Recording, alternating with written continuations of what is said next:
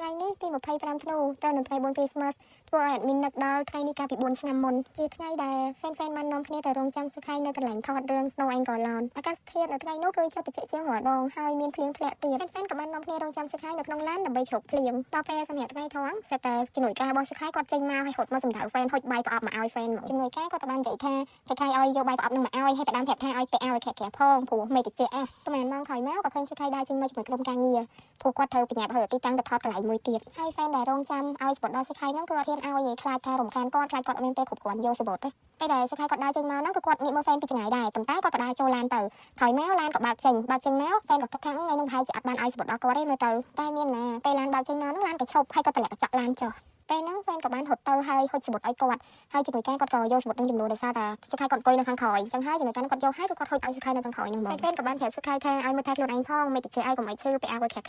ហើយសុខហើយក៏បានមួកក្បាលឆ្លើយតបជាមួយ fan វិញទង្វើបន្តិចបន្តួចរបស់សុខហើយធ្វើឲ្យថ្ងៃបុណ្យគ្រីស្មាស់ដែលមានអាកាសធាតុត្រជាក់ខ្លាំងคล้ายទៅជាគ្រីស្មាស់ដ៏សែនកក់ក្ដៅសម្រាប់ fan របស់គាត់